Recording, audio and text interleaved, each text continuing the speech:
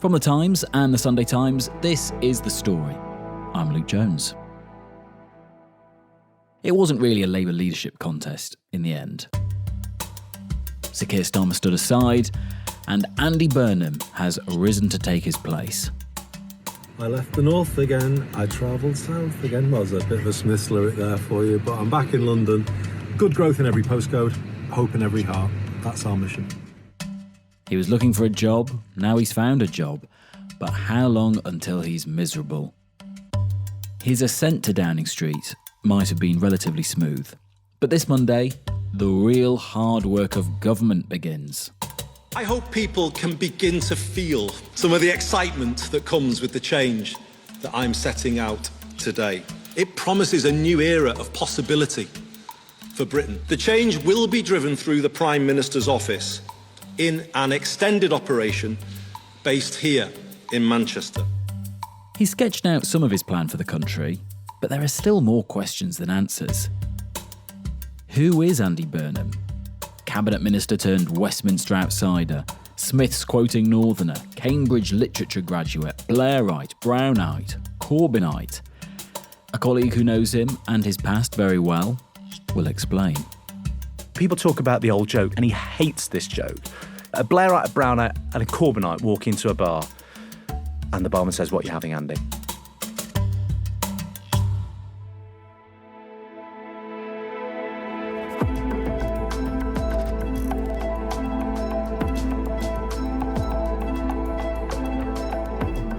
The story today, will the real Andy Burnham please stand up?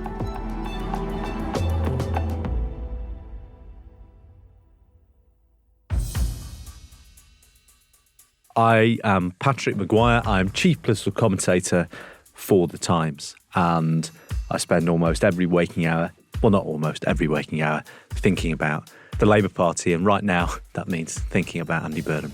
And before we get into who Andy Burnham is, can we reflect for a moment on the madness of the situation? It wasn't too long ago that people were saying, what do you mean Andy Burnham's going to have an MP stand down, he's going to trigger a by-election, he's going to return to the Commons, he's going to challenge Starmer, and he's going to win a contest? That's too mad. And yet that's exactly what was happening, with less friction. Well, I remember exactly where I was when I found out Josh Simons, the MP for Makerfield, was going to resign. It was a Thursday afternoon, and occasionally, Luke, as you know, political journalists work from settings that are not this office or Parliament. Pubs. I was in a pub. I was in a pub, strictly on business, and a colleague texted me and said, "Have you heard this rumour that Josh Simons is going to resign?" And I thought, classic, been round the houses with this one. I actually spoke to Josh Simons about this earlier this week. Thank you very much. I sent Josh Simons a text. Radio silence. And then I thought, that's unusual.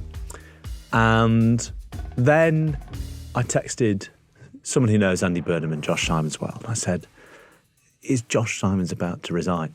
And they replied with a very cryptic message that said, "The king over the water now departs from Wigan Pier." And at that moment, I knew it was true. And I was sat there and I was having conversations with a range of Labour people whose heads were exploding. And one of them said to me, if Andy gets this right, if he wins, he will be Prime Minister in 8 weeks. And nearly 8 weeks on, that is where we are, right? And it has been a surreal, uncanny valley experience, hasn't it? Yeah. How is he preparing for power, and how long has he been preparing for power? Well, this is a bone of contention because Louise Haigh, who is central to Andy Burnham's preparations for government, former Transport Secretary, who will be running his government in some capacity, probably as Chancellor of the Duchy of Lancaster. She'll be running Number 10, running the Cabinet Office, coordinating across government. She said, she was on another lesser podcast the other day and said, we've been working on this for a year, we've been preparing for a year, and that really riled people who are still loyal to Keir Starmer. I got a string of invective from people saying, how dare she, she was plotting to bring us down. I think it's fair to say, though, that obviously Andy Burnham has been thinking about the Premiership for a long time. The preparations have really stepped up a gear since Josh Simons resigned, and it's he, Andy Burnham and Louise Haigh who've been in and out of the commanding heights of Whitehall talking to senior civil servants about their plans. But of those plans, by the way, we know broad contours, but not necessarily the specific detail. We will have to wait. What about the man himself? Because you have met him many times, interviewed him many times, and he does have this sort of bifurcated image in the public imagination as much as he exists there of either sort of Fred Perry, Northern Dad on one side, or sort of Cambridge graduate, political spad and Westminster operative. When you meet him, like, how does he come across? Andy Burnham is someone I really instinctively recognise. And part of the reason for that is we are both what you would call wools in Merseyside. So what does that mean? Well, wool is short for woolly bag, right? So if you meet a proper Scouser, someone, and I've got to be careful here because Andy Burnham was actually born in Liverpool but grew up outside it. So, I think Andy Burnham has called himself a wool. So I'm not committing a hate crime. If you are from Liverpool, you would say someone from Southport, like me, or someone from Newton-le-Willows, Culture, whichever part of Andy Burnham's life you want to define him as, is a wool. It's a woolly back. Term of endearment. Yeah. Well, I'm trying to rebadge it. Okay. Finally, we have a wool Prime Minister. So Andy Burnham is a classic sort of, from the sort of nether regions, that sort of the liminal space between Liverpool and Manchester, who is obviously in some respects, up to a point, a Westminster lifer, but he's also a really specific product of a really specific time and place, which is Merseyside, Greater Manchester, South Lancashire, you call it, and its environs, specifically in the 1980s, and immerse yourself in that world. And I think once you've done that, a lot of the things that Westminster look at and say, what are you talking about? Or, you can't be serious, actually suddenly make a lot of sense. And just explain that for me, because until I read your piece on his Catholicism in particular, I hadn't realised that was such a large part of his identity. I sort of understood vaguely the kind of Labour roots, and even to a certain extent, even though I don't really like football, the sort of Everton aspect of it. But the Catholicism was a surprise. Yeah, exactly. So when I saw Andy Burnham on the campaign trail in Makerfield, we were sat in the garden of the Labour Club in Stubshaw Cross in Ashton. And we were watching the Challenge Cup final, the Rugby League Challenge Cup final on the telly, and we were having a couple of beers. And I said something one of his would-be constituents had said to me. Because they'd said to me sort of quite gloomily, the thing you got to understand, lad, is that this place was built by three institutions: the Catholic Church, the Labour Party, and Rugby League. And these days it's only Rugby League that people care about, and even that is on its arse. And I put that to Andy Burnham, and he sort of smiled wistfully, and he said, I always used to say that the three things that shaped me were Everton, the Labour Party, and the Catholic Church, in that order. And, that sounds almost glib. It sounds like a slogan, but actually that's the core of his politics. So let's take them in turn. Everton Football Club, certainly not in the 80s when it was a very good football team, but, he would say that is working class solidarity, the underdog. The Labour Party, right? It is a sort of congenital Labourism, son of a telephone engineer and a GP's receptionist, right? Grew up in what he describes as a working class home, so he's born into the Labour Party. It is an unthinking thing. That is the political expression of who he is. He couldn't be anything else but Labour. And the Catholic Church is a really interesting one, because if you say to someone, this politician is a Catholic, these days you think, well, J.D. Vance. You think of what in America you now call trad Catholics, often converts, right? When you think of an English Catholic in public life, you might think of someone like Widdicombe. Well, indeed. You think of somebody for whom the theology or the doctrine is really important, and they might have departed from the Church of England because of a doctrinal difference, ordination of women priests now in Widdicombe's case, for instance. Yeah. Whereas Andy Burnham, it's different. It's a bit like the Labour Party. So Andy Burnham is born, his mum is from an Irish Catholic family, like many Catholic families in Liverpool. Andy Burnham grows up a Catholic because, almost everybody does. And he goes to Catholic schools, and he's an altar boy, and he and his brothers fight to be the one to hold the communion plate. And he said repeatedly, he was reading the catechism at school. And one day when he was about 14, and in the background the miners' strike is raging, he's watching Derek Hatton on the television, the deputy leader of Liverpool City Council, a member of the Trotskyist militant tendency, really controversial figure of Labour history, at war with Mrs Thatcher and with the Labour leader Neil Kinnock. But in Liverpool, he was something of a folk hero for a time. I should say, in the interest of fairness, Andy Burnham has since said he grew out of that pretty quickly and fell in love with Neil Kinnock's oratory. But, that's the roiling political context, right? Every day he's going to school in Newton-le-Willows and the bus takes him past striking miners at Parkside Colliery. And he's reading the catechism in school and he realises, he says, the political enfranchisement of that, everything I'm learning about Catholicism on earth is the Labour Party.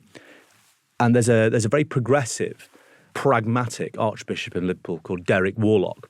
He's clashing with Rome often on questions of contraception, on questions of even stuff like, can we please have gluten-free communion wafers? So radical stuff. Yeah, no, exactly. And there's sort of, he is looking at his working class congregations and saying, these people did a different style of ministry. And Andy Burnham is an altar boy and he's pressing play on these sermons from this, what Thatcher would have said was a sort of dangerous left-wing archbishop. And Andy Burnham is listening to that and thinking, this is it. So this is the sort of political, sociological environment he grows up in. It's all about solidarity, the underdog. An old friend of his had this beautiful phrase. He said, Andy's politics is the politics of working class Catholics in Lancashire. You kick one and they all limp. And that explains all the transformations we've seen in him. That's the one through line throughout it all.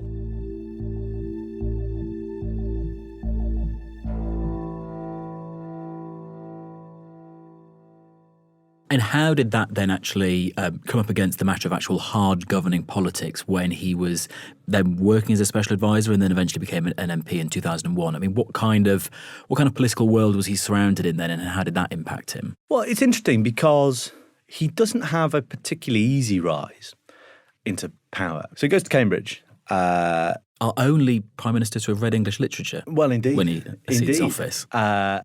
So he goes to Cambridge and then wants to be a journalist. So goes down to London and works on a trade magazine for industrial tankers for 3 years, and eventually meets someone who knows someone who gets him a job as an advisor to Tessa Jowell, a New Labour grandee. He was special advisor to Chris Smith, the culture secretary. Then 2001, gets a parliamentary seat in Lee, one of the outer Wigan seats, again, near where he grew up. He becomes a sort of model Blairite in some respects. But it's interesting, when people talk about the old joke, and he hates this joke. When I spoke to him, he referred repeatedly to that joke. A Blairite, a Brownite and a Corbynite walk into a bar and the barman says, "What are you having, Andy?" And he hates that joke because he thinks it flattens him, doesn't understand why he's loyal to the Labour Party, as we were discussing before, but also he sort of thinks, well, hang on, I was never quite any of those things. And I went back and read his maiden speech, and there's a really striking passage in the middle of it where he says, and again, it sort of prefigures a lot of the arguments he's making now. He's saying, people in my constituency don't like this place. It only brings them bad news. And it hasn't been able to stop what we now call globalisation or market forces, losing the manufacturing jobs. And he's speaking in a debate about Europe. And he's saying, a factory in my constituency in Hindley, which is now part of the Makerfield constituency he represents, has just shut down. The jobs have moved to the Czech Republic. So can we all sort of chill out on this happy clappy Europe stuff? So it's really interesting looking at that.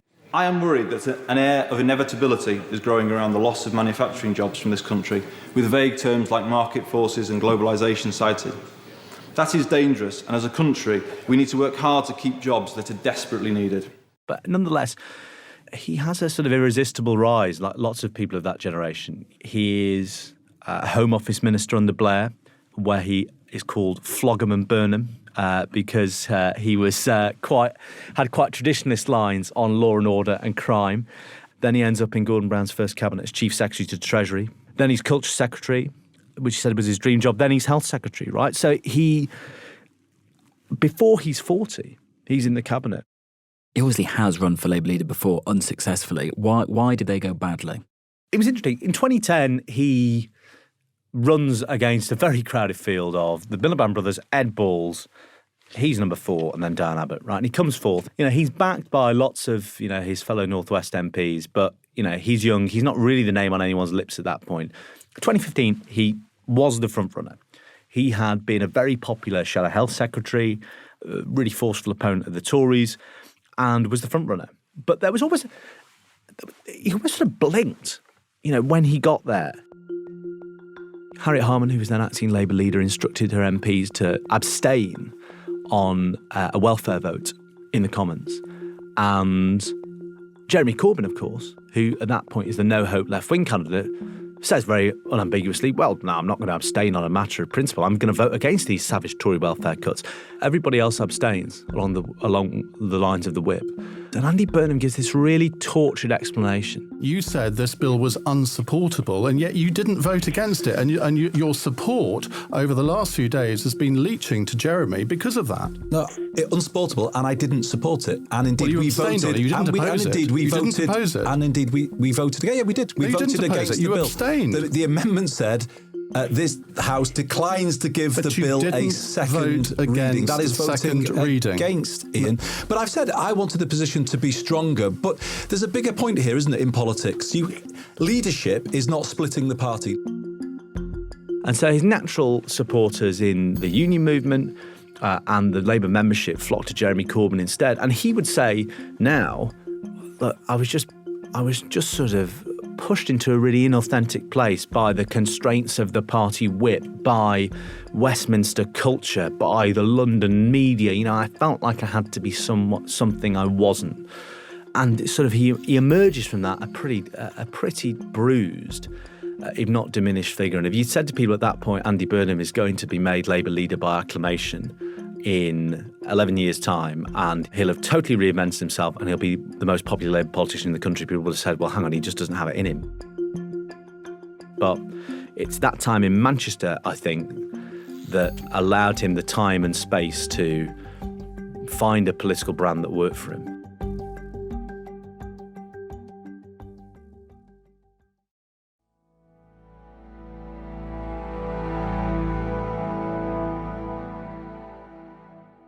Patrick Maguire, we're talking about Andy Burnham. And what I can't get my head around, both when his time as Health Secretary, but then also when he then goes on to leave Westminster and becomes the Mayor of Greater Manchester, to what extent he's good at the job or is actually responsible for any of the good things that might have come from that, of either position. Well, that's the interesting thing about the Manchester mayoralty. He obviously takes that job in 2017. Yeah, a cynic would say, well, look, you're 2 years into Jeremy Corbyn at that point. He hadn't won the Labour leadership in 2010. He hadn't won it in 2015. He'd been Jeremy Corbyn's Shadow Home Secretary, hadn't called for Jeremy Corbyn to resign, but clearly being in Parliament then, if you were a Labour MP, was completely miserable. Jeremy Corbyn hadn't yet won his famous, not quite victory, but sort of, he would say, moral victory in 2017. And it just looked like it was going to be a thankless slog. And Andy Burnham saw the opening for the Metro mayoralty in Greater Manchester and took it. And Manchester, compare it to Liverpool, Andy Burnham's other city, it was one of Mrs. Thatcher's favourite places. She spoke about, James Anderton, the head of the police there, was her favourite police chief, right? So it was a very different city in terms of its attitudes and response to Thatcherism. And it became a sort of laboratory for quite dynamic, experimental local government that was entirely unsentimental about dealing with the private sector. And, the city is going gangbusters if you're a developer or whatever, when Andy Burnham takes over in 2017. But what Andy Burnham does, I think, is twofold. One, he brings a degree of profile to that post. And if you compare it to some of the other metro mayoralties, right, it's the one everybody talks about outside of London. He's a national figure and he understands the power of a story. I was born in Liverpool, but my journey began in this area. I went to a school about 2 miles over there, and I remember coming here, 1984, and getting battered on these pitches on the rugby league field, but I didn't hold it against them. I sent my 3 kids here because Eddie's is a great school. And he's so effective a storyteller that, people assume that it all started with him, when actually it's the culmination of a much longer, sort of decades-long story. But he's made that mayoralty so distinctively his own, even right down to the sort of, painting the buses yellow, and has managed to take what was, a pretty prosaic local government reorganisation story into one of the great foundation myths of of British politics, one of the great reinvention stories, personal reinvention stories of British politics. I will continue to adopt a place-first rather than party-first approach, which is the foundation of Greater Manchester's success. This is the new politics we are pioneering. I will take it as an instruction to complete the building of a public transport system that befits a city region of our stature. And I will do it within this new mayoral term, uniting bike, bus, tram and train in a single integrated system. As all of this came about, as he inches ever closer to the King and to Downing Street and to all those levers of power that Keir Starmer says you yank and nothing happens, Labour Party members, almost entirely, but for a few, seem to have fallen very much in line. Is that the sense that you're getting from them? Are they completely on board for the moment? Look, there is an extent to which this is people piling onto a train that's already leaving the station. So are there 349, and that's the number of people who've nominated Andy Burnham at the time we're speaking, are there 349 people who absolutely love Andy Burnham in the Parliamentary Labour Party? Not really. There's a big coalition of the sort of never possessed and dispossessed of Starmerism who felt that Keir Starmer was aloof, useless, disrespectful to Labour MPs and had strayed too far from the party's values and employed a load of thugs and bullies. Right, I'd say they're the people who came first to Burnham. People who work with him, and there are several of those around the cabinet table who know him of old and have known him as mayor. Some of them are sort of lightly sceptical, some of them are slightly baffled, but all of them like him. He's quite an unusual Labour politician, actually, in that I spend a lot of time listening to Labour people describe their incredibly specific hatreds of each other. I've never heard someone say Andy Burnham's a bad guy or a horrible person. Everybody likes the man. Some people say, well, that's not great actually, because Andy's a nice guy, but what's going on upstairs, or what's he actually going to do, or does he want to live in a world where people won't like him, right? Will he really struggle with that? That's been the thing in Manchester. He's not had an easy ride, but he's crested a massive wave of popularity over the course of his mayoralty, and that could yet come crashing down both within the Parliamentary Labour Party and in the country. But I think the Labour Party knows that it needs to make something work, and this is basically its last chance. I wrote a column a couple of weeks ago that whose headline was "Labour is a powder keg that could easily blow," and it could quickly. Right, there are lots of people who will feel let down and humiliated when they don't get jobs, when they're sacked. There are people who feel like this, respectable government that have been plugging along and trying in really hard circumstances to get stuff done and was finally seeing results has been crushed under the heel of his Adidas gazelles and one man's ambition, and they don't really have a plan, right? So, yes, I'd say critical mass Labour MPs obviously want this to go well, and they are drawn to power like moths to a flame, and everybody's a Burnhamite now.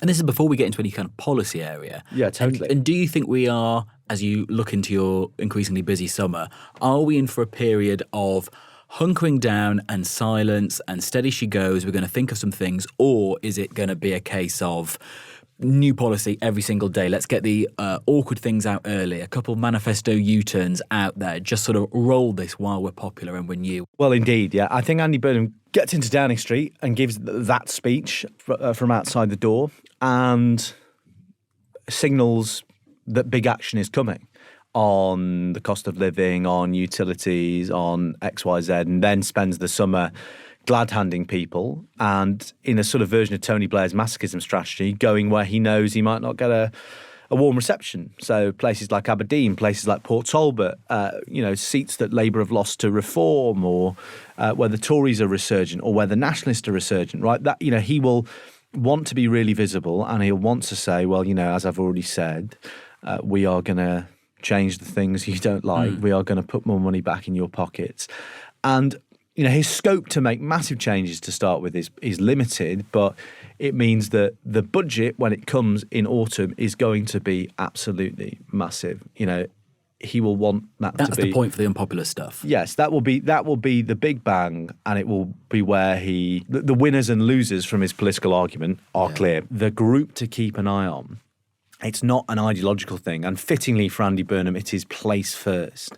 They are MPs in the southeast, in and around London, who won their seats for the first time in 2024. They are looking and listening at and to Andy Burnham and thinking, does he have a message for seats like mine? And some of them are now empowered to say it, feel empowered to say it publicly. And that's going to be a big test. And just a final thought. Obviously, we've discussed there the scale of the challenge, some of the contours of what he might want to do or what he might be able to do, and then also where he comes from, what is driving his politics and what his background is. But one of your, in particular, criticisms of Keir Starmer was him not necessarily having an organising principle of government and a theory of power, because that's the other challenge in public life these days, isn't it? Not just what you'd like to do, but how do you actually make it happen and have it all fall into line, make those levers actually do something. Does Andy Burnham have a theory of power that could connect all of what you just said there? So Andy Burnham's theory of power is something called the unaccountable state. What we've got at the moment across large parts of the north of England, we have hollowed out councils and we have an unaccountable state where too much is delivered by arm's length or outsourced agencies that local councillors can't control. And what he means by that is, he's been speaking about, I want to end 40 years of neoliberalism. I want to overturn Thatcher's legacy. And when we think about Thatcher's legacy, of course, we think about privatisation, deregulation, the city, all of that, deindustrialisation. But quite key to everything she was doing was centralising power. She was constantly at war with local government. She was abolishing the Greater London Council, Merseyside County Council, Greater Manchester County Council, right, to take the power back for herself. So for the past 40 years, the story has been councils getting less and less powerful, as Andy Burnham would see it, of private interest taking over essential services, things being outsourced, and the voter, their sole interaction with politics is politicians saying, we can't do that. Sorry, mate, nothing we can do. Actually, you've called the wrong office. In recent times, we have experienced severe repeat flooding in Plattbridge, Bickershaw and Ashton. Caroline Simpson, Group Chief Executive of the Greater Manchester Combined Authority, answered a call from myself as Mayor and Josh Simons as local MP to get the agencies around the table. And we had to move heaven and earth to get that single conversation going.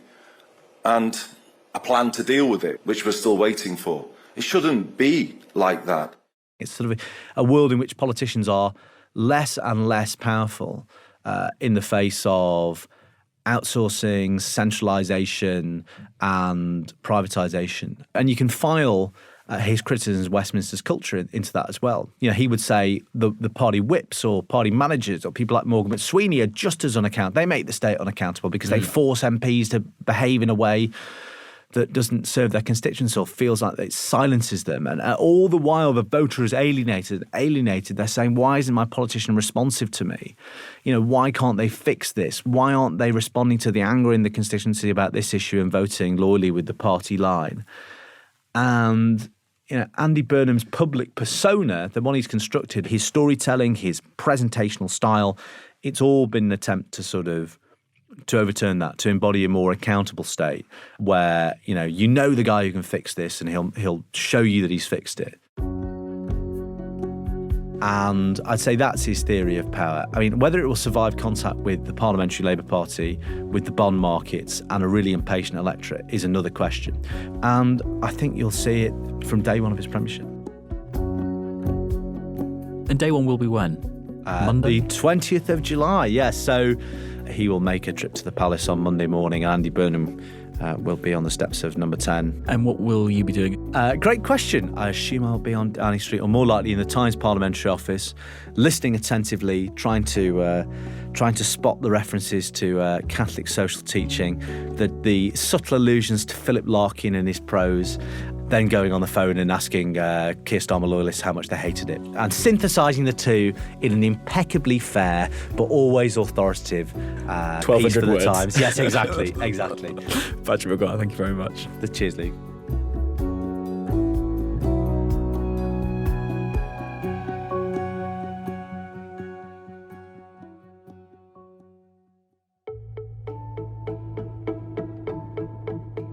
that is all from us. Keep your eyes peeled for Patrick's reporting on the new leader and who his cabinet picks are, as well as all of that gets underway on Monday.